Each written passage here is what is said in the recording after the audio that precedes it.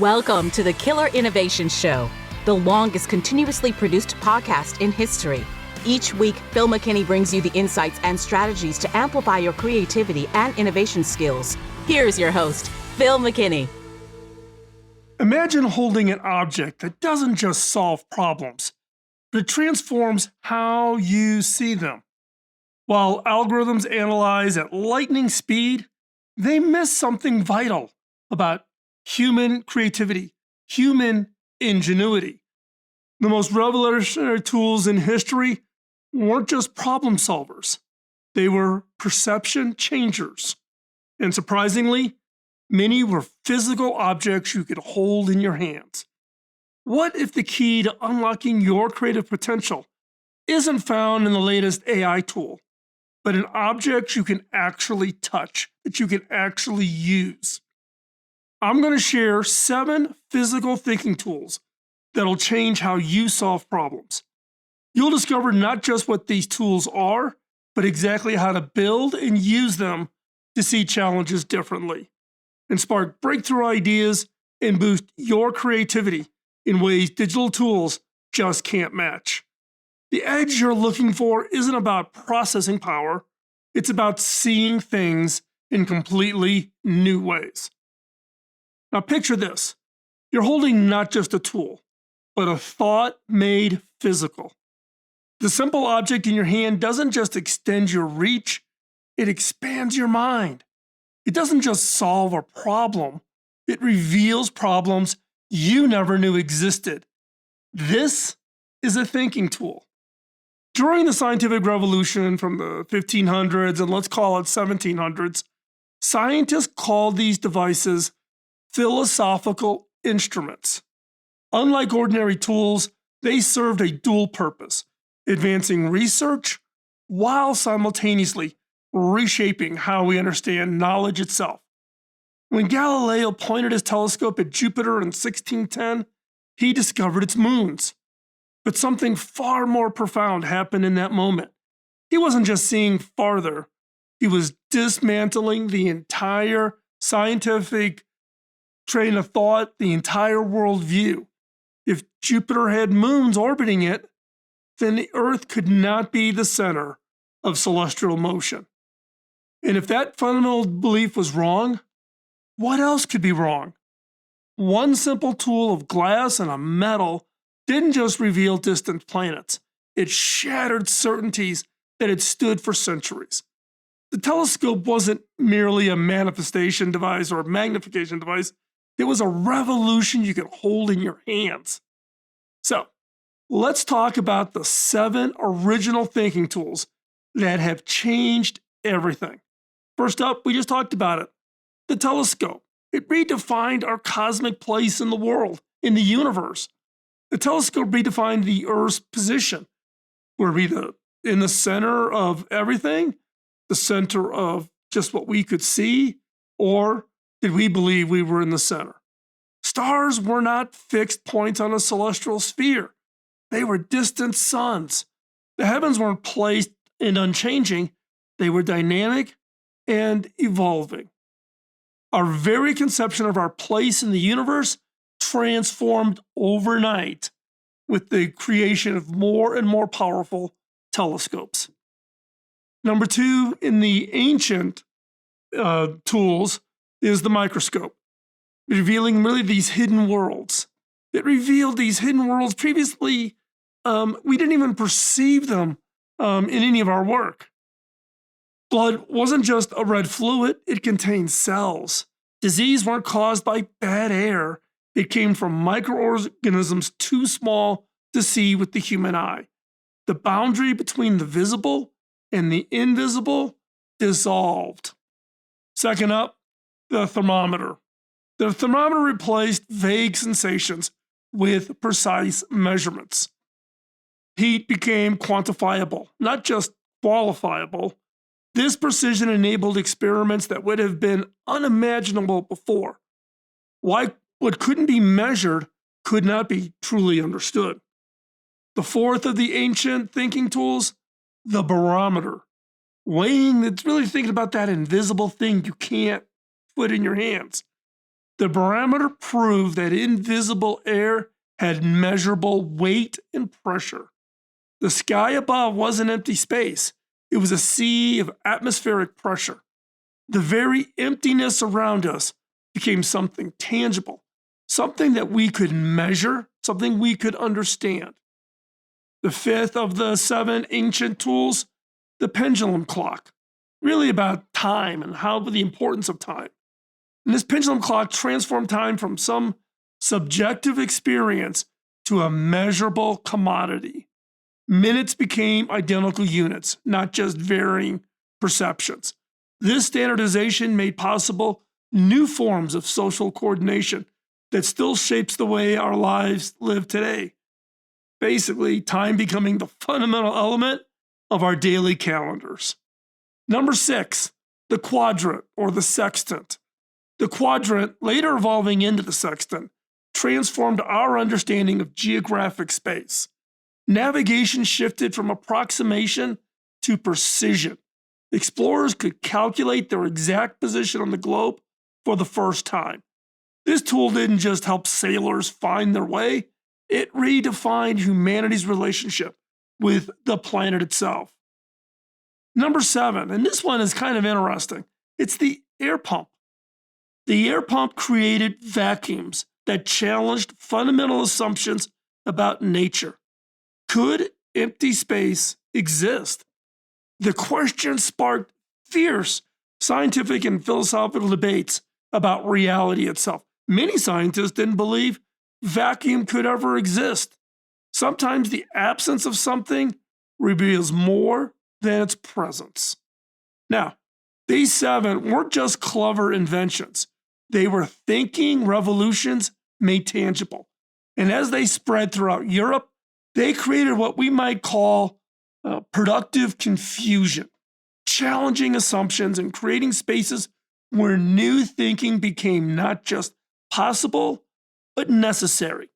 What emerged wasn't just better science, it was fundamentally a new relationship with knowledge itself.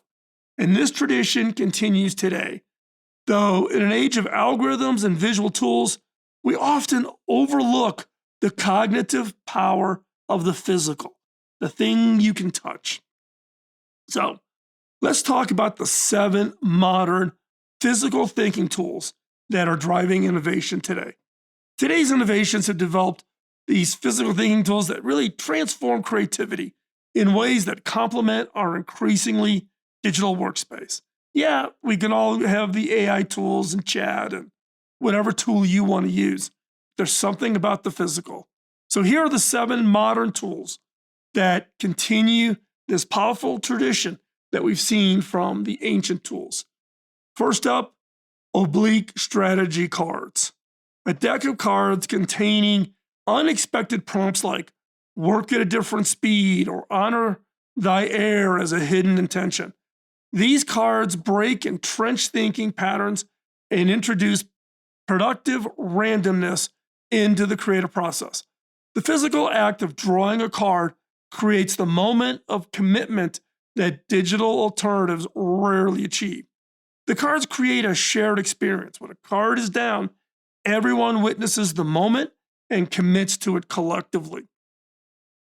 Now, this social dimension adds accountability and turns what could be dismissed as random suggestions into a creative contract. Now, these particular cards, the ones I'm referencing here, and there'll be links in the description and in the show notes so you can order them yourselves, was actually created by musicians. And it was about how to deal with the creative block. How do you, when you hit that kind of stumbling point, how do you think differently? How do you disrupt kind of the pattern that we all get into when we're thinking? They're very, very powerful. Number 2, the killer question card deck. Right here is my deck. These are my cards that are based on my book. So what is it? The cards really are about containing provocative questions that are designed to shift perspective.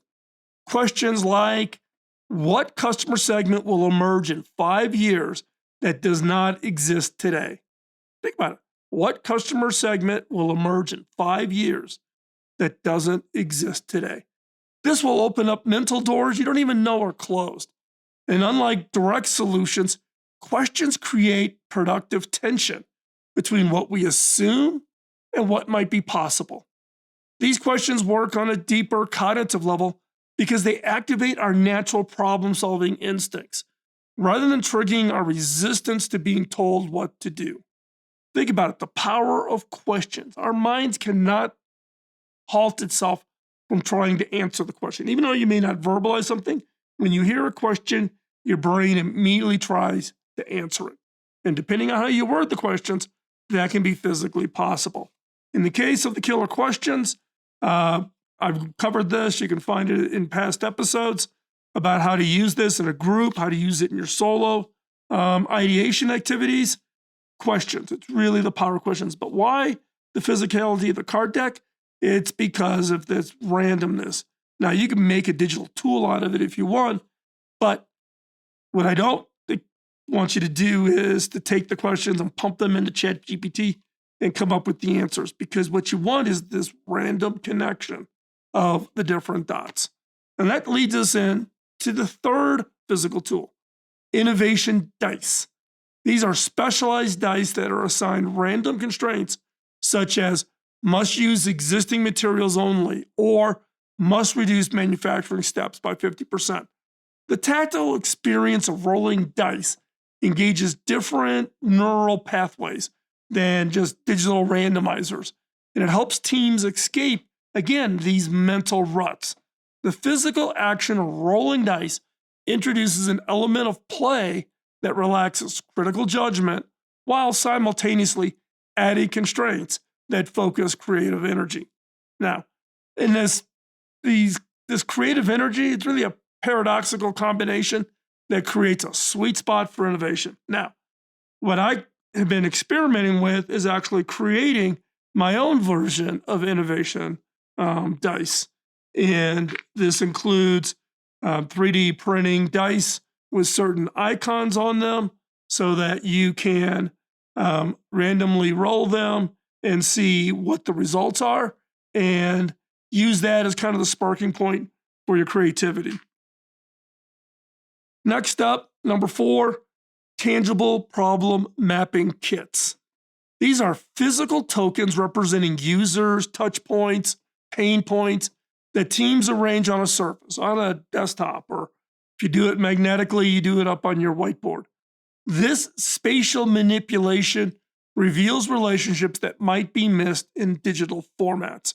I don't know what it is. It is this physical moving things around. Where's the problem? Where's the bottleneck? Where's the thing we should focus on? Well, how would we rearrange this? What other thing could we introduce to solve that problem? These kits leverage our evolved capacity for spatial reasoning. This is a unique human ability. It's a form of intelligence that literally predates language. The physical nature of the tokens allows multiple people to manipulate the system simultaneously, creating a truly collaborative thinking environment. And number 5, metaphor objects. Collections of everyday items from kitchen gadgets to toys that help teams describe challenges physically. Saying our product should fold like this umbrella creates immediate shared understanding of what it is you mean, rather than it needs to fold and have creases and compress into a small space. Show it. Take a common object, a metaphor for what it is you're trying to convey, and show it. Metaphor objects work because they engage our embodied cognition, the way we understand abstract concepts through physical experience. These objects become anchors for complex ideas, allowing teams to reference them with a gesture rather than a lengthy explanation. Number 6. Now, this is going to sound really simplistic. It works, trust me. And that's decision wheels. Physical spinners are used to help prioritize features or allocated resources. We tend to always want to do a vote. Do all of us agree that this is the most important thing, or do we all agree that's not a really good idea? To get out of that, try doing these spinners. These wheels add an element of chance that prevents predictable decision patterns and disrupts the hidden politics that often drive decision making. Decision wheels work because they create a moment of suspense that focuses everyone. And I've seen it. You put up all your ideas, which is the one we should focus on first, rather than doing the voting. And if you've been on listening to the channel for a while, you know that I'm big on ranking ideas and ranking methodologies. But every once in a while, use a decision wheel, that physicality, having everybody together and everybody waiting to see where the wheel's going to land. Think of it as your own variation of Wheel of Fortune. And number 7, and I cannot underestimate this, and this is material libraries. This is a physical collection of materials with different properties, textures, weights, transparencies that designers handle to spark new product ideas. If you are involved in anything where you create some form of physicality, then you need these kinds of texture wheels. If you're not doing physical, then what about colors, particularly digital colors? If not, check out, there's some products out there called color cubes. I've got them here in the studio, and it brings together unique combinations of colors to kind of spark your ideas about the kind of colors you would represent if you're designing a mobile app or designing a website. Rather than just using the standards of what everybody else is doing, you can stand out. Now, in the case of these physical collection, the libraries tap into what neuroscientists call our haptic perception. The combination of touch, this spatial awareness, this perception of experience and feel that represents a significant portion of our brain's sensory processing capabilities. Materials engage our intuitive understanding of physical properties in ways that even the best digital renderings just cannot match. Now, for me, I do have my physical collection. It's actually not here in the studio. I would have brought it over to show you, but it's a collection of everything from different types of metals, aluminum, steel, titanium, different kinds of plastic, smooth, rough, different kinds of materials, PLA, PTG, ASA, because they do things that you don't expect, like transfer of heat. So if you use it on the outside of a phone, particularly the back case where the battery is, and you charged it and then you pick it up, some materials you'll feel that warmth. And maybe you want that to kind of give a warm, kind of almost like a hug feel. What I really have seen is, particularly for those organizations that don't have people on staff that understand design, they don't think about the materials. They want to copy. I want to be like Apple, so I'm going to use aluminum, or I have to hit a certain price point, so I want injection molded ASA, whatever it is, right? That touch, that tactile feel is really important. And so having that physical library of the different materials that you would consider or build into, and it could be everything like this tabletop is actually pounded copper. I love this table. I've had it in the studio here forever, but it has a very kind of unique and look and feel to it, but it's literally pounded copper. So it makes a statement about, the use of materials.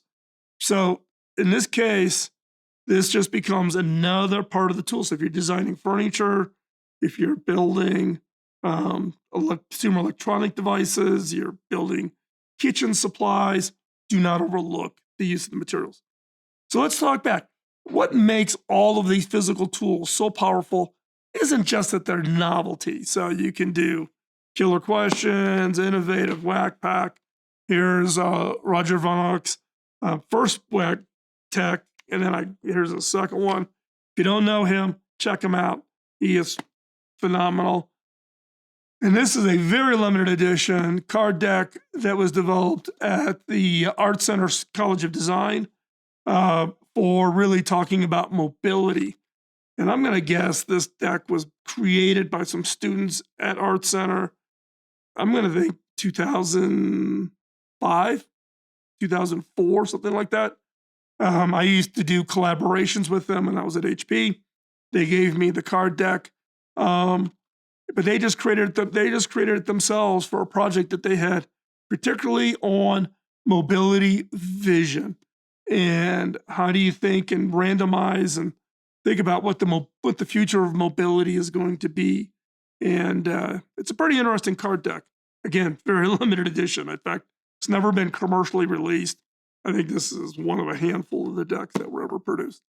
So, but it's really not about it's not about the novelty. It's not the uniqueness. It's that they engage our minds differently than digital alternatives. They tap into a fundamental truth about human cognition, human ingenuity, that thinking doesn't just happen in our heads. This physicality, the touching of things, it happens in our hands. So these physical thinking tools reveal something profound about just innovation itself. They show us that thinking is not just mental, it's embodied, it's all of us. And this embodiment changes everything about how we create. Physical thinking tools engage multiple cognitive modes simultaneously, combining tactile. So this dice, really, really smooth. This dice has raised pieces.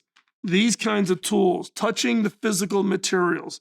You touch titanium, you touch aluminum, they're both metal. They feel very different. This multi-sensory engagement activates neural networks that purely digital thinking leaves dormant. Your hands literally know things your mind doesn't yet realize. Titanium has certain characteristics, aluminum has certain characteristics. When you touch them, they feel distinctly different. This creates productive constraints that sparks creativity. By limiting options in unexpected ways, they force novel solutions. Constraints become catalysts rather than limitations. A counterintuitive truth that every creative professional eventually discovers. And I'm giving it to you here today, so you're discovering it today.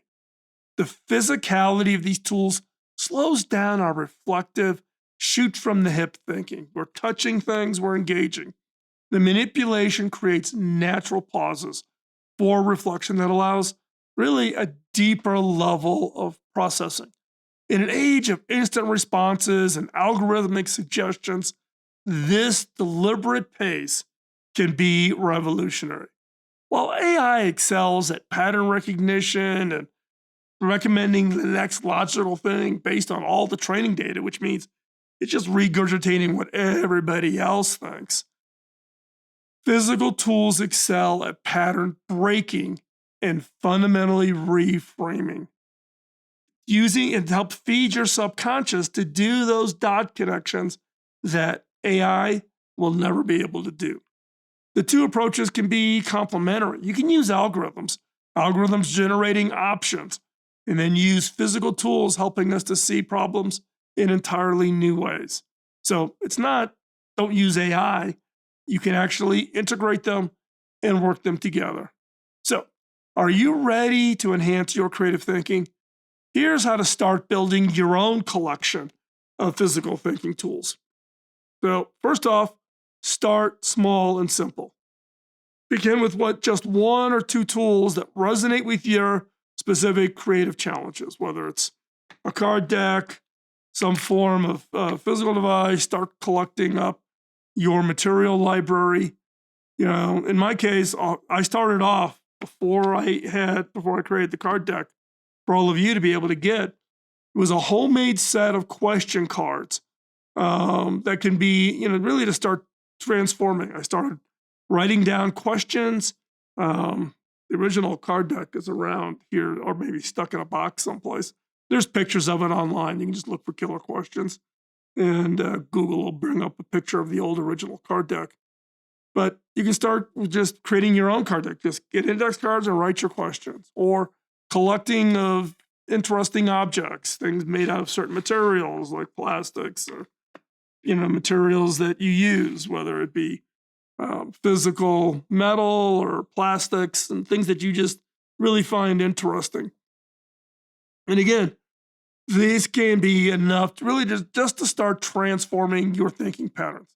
The key is regular use rather than making complexity. Oh, I need to go find 12 tools and I need to learn all of them before I use them. Start with one, use it. Start with the second one, use it. And then the other is you can make your own. You don't need to buy things from other people. You can create your own physical thinking tools, and it adds another dimension to your creativity. Design a set of question cards specifically to your field. Build a simple decision wheel from cardboard and a push pin. Collect objects from interesting properties in a dedicated metaphor box. Take a drawer in your tool cabinet or on a shelf, or just take a box and throw them in. I've got one box here that is just old mobile phones. I ran the mobile phone piece of HP for a number of years. I've been in the mobile industry forever. I'm always interested in what are the different materials and how they feel in consumers' hands, given that these are devices that people live in every day. So collect objects that you find interesting and start creating a collection for them. The act of making these tools really primes your mind for their use. And then practice with others. These tools work best in collaborative settings. Invite colleagues or friends to a session where you explore a challenge using one of these physical tools, whether it be card decks or innovation dice or whatever it is you use. That shared experience creates a multiplier effect. Others will see connections you miss. The one difference here on this is I would strongly suggest you have everybody in the same room. This is very hard to do virtually unless you replicate and they have the exact same physical devices. You having the card deck and holding the card up to a Zoom camera doesn't work. Trust me on that. You want to be in that physical proximity. And then next up is document your discoveries. Keep a simple journal. This is the lab book here for the studio, all the experiments we run, all the activities, all the collaborations we do with organizations and government agencies, whatever, gets documented in the lab book. One of the things I learned from my days at HP, each page is numbered, document it, keep track of it, build a knowledge base for the organization. Does that be complex? Just keep a journal of insights really generated through these tools. It'll reveal when to apply these tools. Tells you what patterns emerged or which tools generated what kinds of breakthroughs. And this documentation will help you refine your toolkits and develop your own methodology, which is important. Don't try to copy somebody else's approach. Don't say, oh, that's how Phil does brainstorming. Create your own way to do it. Find what works for you, for your organization, for your team, or even for your project. Next, though, is you do want to create a set of rituals, not rituals that you're going to use the same process, but you want to integrate these tools into regular rituals. Perhaps you draw a strategy card every Monday morning or use mapping tokens before any major decision. These rituals build the habit of thinking differently and signal to your brain that you're shifting cognitive modes. You're shifting to something different. Now, let's reflect back here. The scientific revolution we talked about before, from 1400 to 1700, wasn't just built by scientists. It required skilled instrument makers who combined technical craftsmanship with conceptual understanding. Simply, today's creative leaders, yourselves, me, need to become artisans of thinking tools, crafting not just solutions, but the instruments that transform how people think, how we should be perceiving our problems. Sitting back, you can buy these tools, but why don't you create your own? Why don't we create one? This requires a shift from solution thinking to tool making, to being a maker. It demands attention to how tools shape thought, not just what they help us produce. It requires patience with productive confusion rather than rushing to clarity. Maybe you create a tool specific for the problem or project you're on rather than just searching Google and downloading a bunch of stuff online. The most revolutionary insights rarely come from having more data or more processing power. They come from seeing familiar problems in unfamiliar ways, or as I say quite often, seeing with fresh eyes. And physical thinking tools excel precisely at this perceptual transformation. The humble instruments that sparked the scientific revolution didn't just change what scientists could see, they changed what humanity could think. Wow, we're not the center. There are these other planets. There are other universes. All those stars are suns.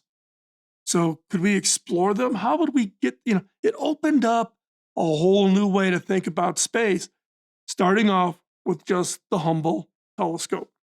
Today's physical thinking tools carry that same transformative potential. They await only our recognition of their power and our willingness to let them transform not just our work, but our minds.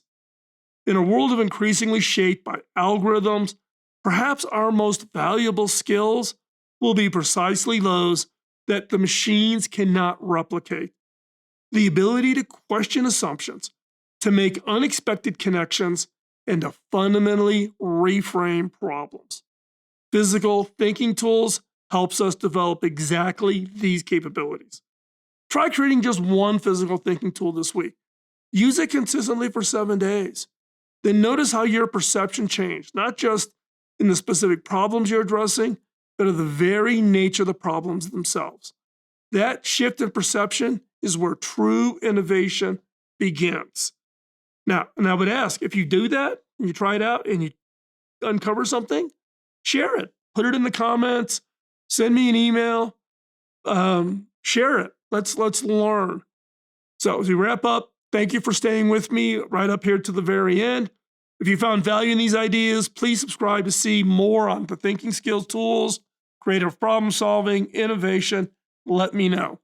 Consider becoming a member over on Patreon, link in the description. Your support allows us to continue to create this type of content. Members get access to exclusive content, invitations to private live streams from here in the studio, discounts on merchandise, and special events. And remember, the most powerful innovations often come not from having more information, but from seeing the same information differently. So use your physical tools, create your physical tools, whatever they might be, and think differently. We'll see you next week. Bye-bye. Podcasting nonstop since 2005, this has been the Killer Innovation Show on the Innovators Network.